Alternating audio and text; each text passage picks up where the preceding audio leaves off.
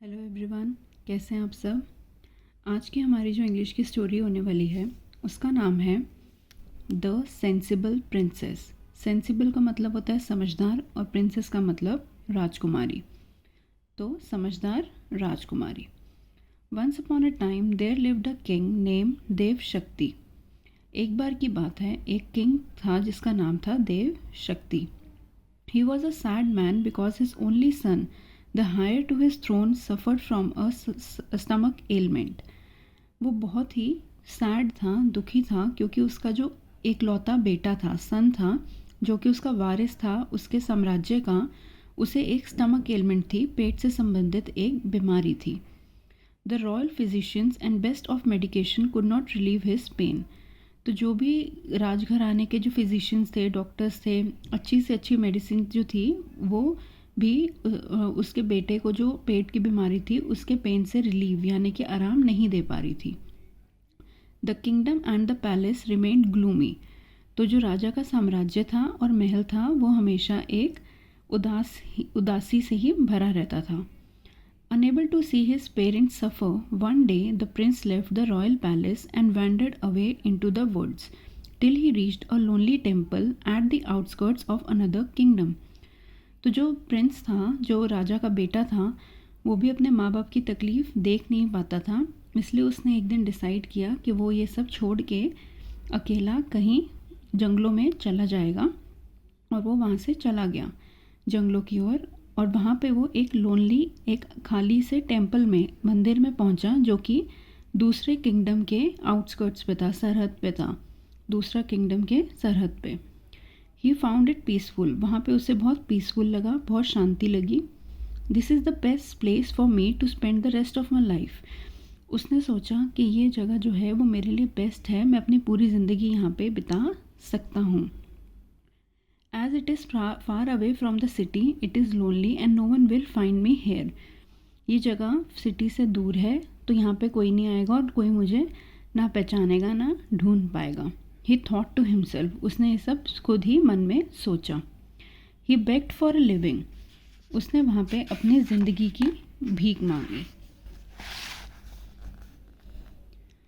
The kingdom in which the prince had taken refuge was ruled over by King Bali. तो जिस kingdom में Prince अब रहने लग गया था, वहाँ के जो राजा थे उनका नाम था king Bali. He had 2 beautiful daughters. उनकी 2 बहुत ही ब्यूटीफुल, सुंदर सी डॉटर्स थी, बेटियाँ थीं। Early in the morning both the princesses use to seek blessings from the king. रोज़ सुबह उठ के जो दोनों प्रिंसेस थीं वो अपने फादर के पास, अपने पिताजी के पास जाती थी और उनसे उनका आशीर्वाद यानी कि ब्लेसिंग्स लेती थी। One day, as usual, when the elder sought the blessing, she said, Your Majesty has given me all the comforts of life. I desire more victories for you. तो रोज़ की तरह ही जब दोनों बेटियां अपने पिताजी से ब्लेसिंग्स लेने पहुंची तो बड़ी वाली ने कहा कि योर मैजेस्टी, आपने मुझे लाइफ में सारे कंफर्ट दिया है, सब आराम दिया है। मेरी ये इच्छा है कि आप हमेशा ऐसे ही विक्टोरियस होते रहें, या आपको ऐसी ही विक्ट्रीज, जीत मिलती रहे। मगर जो यंगर थी, जो छोटी वाली बेटी थी, उसने कहा, your majesty, you shall reap the fruits of your deeds. यानी कि आपको अपने कर्मों का फल ज़रूर मिलना चाहिए। This made the king angry. ये सुनकर जो किंग था वो बहुत ज़्यादा गुस्से में आ गया। In a fit of rage He ordered his minister to get her married to an ordinary stranger. जो किंग था वो छोटी बेटी पे इतना गुस्सा, उसको इतना क्रोध आया हुआ था कि उसने अपने एक मिनिस्टर को कहा, एक मंत्री को कहा कि मेरी छोटी बेटी की शादी एक ऑर्डिनरी स्ट्रेंजर से कर दो। मतलब ऐसे ही किसी से भी, किसी व्यक्ति से, किसी भी अनजान व्यक्ति से कर दो। He said, let her earn the fruits of her deed, and he walked away. और उन्होंने कहा कि इसको अपने जो कर्म है उसके फल जो है वो खुद ही भोगने दो। The minister went in search of an ordinary stranger.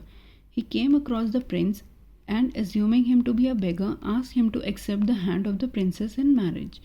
तो जो मंत्री थे वो भी एक ऑर्डिनरी स्ट्रेंजर की खोज में निकल गए, और खोज करते करते उन्हें प्रिंस मिला, और उनको लगा जो ये प्रिंस है वो एक बेगर है, बेगर यानी कि एक भिखारी है। तो उन्होंने उससे कहा कि आप प्रिंसेस से शादी कर लो। The minister thought he should be the right choice for the princess. तो जो मंत्री थे उन्हें लगा कि ये जो प्रिंस है, जो बेगर है, जो कि असल में प्रिंस था, तो उनको लगा कि ये प्रिंसेस के लिए एकदम राइट चॉइस होगी। At least she can stay close to the king. तो इसी बहाने जो प्रिंसेस है वो किंगडम के पास में ही रहेगी। The princess were married to the poor stranger. तो जो प्रिंसेस की शादी थी वो उस स्ट्रेंजर से कर दी। But the princess was happy to carry out her father's wishes. मगर जो प्रिंसेस थी वो खुश थी कि वो अपने पिताजी की आज्ञा का पालन कर रही थी। She thought everything that is to happen will happen. वो ये सोचती थी जो होना होता है वो तो होके ही रहता है। I love my husband no matter what he is. मैं अपने हस्बैंड से बहुत प्यार करती हूँ, जो चाहे वो कोई भी हो। They left the kingdom and wander till they reached a lake on the outskirts of another kingdom. तो वो दोनों वहाँ से किंगडम छोड़ के चले गए और तब तक भटकते रहे जब तक वो एक लेक के पास पहुँचे जो कि अनदर किंगडम के पास थी, सरहद पर थी। वहाँ पे एक लेक थी, वो वहाँ पहुँचे। The princess asked her husband to stay by the lake while she went in search of some food. तो प्रिंसेस ने अपने हस्बैंड को कहा कि आप लेक के किनारे ही बैठो, मैं तब तक कुछ खाने की सर्च करके आती हूँ, ढूंढ के आती हूँ कुछ खाना। When she returned, she saw him sleeping under the shade of tree. जब वो वापस आई तो उसने देखा कि जो उसका हस्बैंड है वो एक ट्री के शेड के नीचे, छाया के नीचे सोया हुआ है। She was however surprise to see 2 snakes by his side. मगर वो एकदम चौंक गई, उसने देखा कि उसके हस्बैंड के पास भी 2 snakes हैं, 2 सांप हैं। One of the snakes had come out of the ant hill and the another from her husband's mouth. उसने देखा कि एक जो स्नेक है वो एंट हिल, ये आपको दिख रहा होगा, यहाँ से बाहर आ रहा है, और दूसरा जो है वो उसके हस्बैंड के मुंह से बाहर आ रहा है। बोथ वर आर्गोइंग मतलब बहस कर रहे थे। दोनों जो स्नेक थे वो दोनों ही बहस कर रहे थे। The princess hid behind the tree and overheard the argument. तो प्रिंसेस जो थी वो एक पेड़ के पीछे बिहाइंड छुप गई। हिड का मतलब होता है छुप गई, और उसने ओवरहर्ड करी आर्ग्यूमेंट। ओवरहर्ड मतलब छुप के किसी की बात सुनना। तो वो उन दोनों स्नेक्स जो बात कर रहे थे, आर्ग्यू कर रहे थे, बहस कर रहे थे, वो छुप के पेड़ के पीछे से सुन रही थी। The snake of the anthill said, why are you torturing the poor prince, why don't you leave him alone and find food for yourself elsewhere. तो जो एंटहिल में जो स्नेक था उसने, जो माउथ से स्नेक निकल रहा था, उसे बोला कि तुम इस बेचारे प्रिंस को टॉर्चर क्यों कर रहे हो, तुम इसको अकेला क्यों नहीं छोड़ देते और अपने लिए खाना कहीं और क्यों नहीं ढूंढते।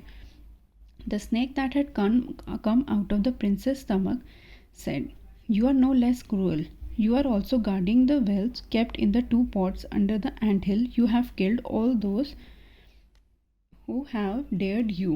Why don't you leave the place and let someone take it?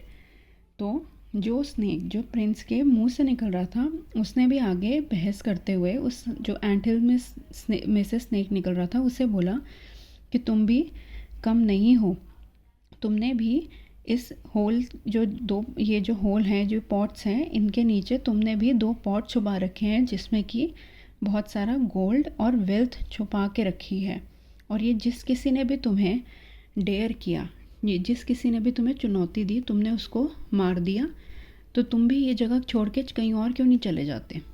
The snake of the anthill said, if the prince is advise to drink a porridge made from mustard and cumin seeds you will die. तो anthill से जो snake निकल रहा था उसने जो mouth वाले snake को कहा कि अगर किसी ने प्रिंस को ये सलाह दी ना कि भाई एक दलिया बना के पी लो जो कि मस्टर्ड और क्यूमिन सीड्स का, जीरे का बना हो, तो तुम मर जाओगे।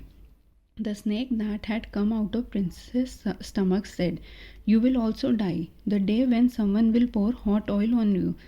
तो जो मुंह से स्नेक निकल रहा था उसने एंटहिल वाले स्नेक को कहा, तुम भी उस दिन मर जाओगे जिस दिन तुम्हारे ऊपर किसी ने गर्म ऑयल फेंका। The princess now new the reason for her husband sickness. तो अब प्रिंसेस को समझ आ गई थी कि प्रिंस को वो पेट की बीमारी किस लिए थी। उसने पॉरेज एक प्रिपेयर किया क्यूमिन और मस्टर्ड सीड्स का and asked her husband to take it, और अपने हस्बैंड को कहा कि ये पी लो। She then went and poured hot oil onto the एंट हिल। उसके बाद उसने एक हॉट ऑयल लिया और एंट हिल में जो ये होल हैं इनके ऊपर डाल दिया। तो ये वाले स्नेक्स भी मर गए और जो उसके हस्बैंड के पेट में स्नेक था वो भी मर गया, और उसको वहाँ से गोल्ड के पॉट्स भी मिल गए। When King Bali heard the news of his daughter's success, he accepted her back and also welcomed his son-in-law. जब किंग बाली को ये पता लगा कि उसकी डॉटर को अब इतना पैसा मिल गया है और उसके हस्बैंड भी ठीक हो गया, तो उन्होंने उसको एक्सेप्ट कर लिया और अपने जो सन इन लॉ, अपने जो दामाद हैं उनका भी अच्छे से वेलकम किया। तो इस स्टोरी से हमें यही मॉरल मिलता है, do your deeds fruits will follow, यानी कि आप अपने कर्म, डीड्स का मतलब कर्म, अपने कर्म करते रहो और फल आपको खुद ही उसका मिल जाएगा। आई होप आपको ये स्टोरी अच्छी लगी हो। Thank you so much and please subscribe to the channel.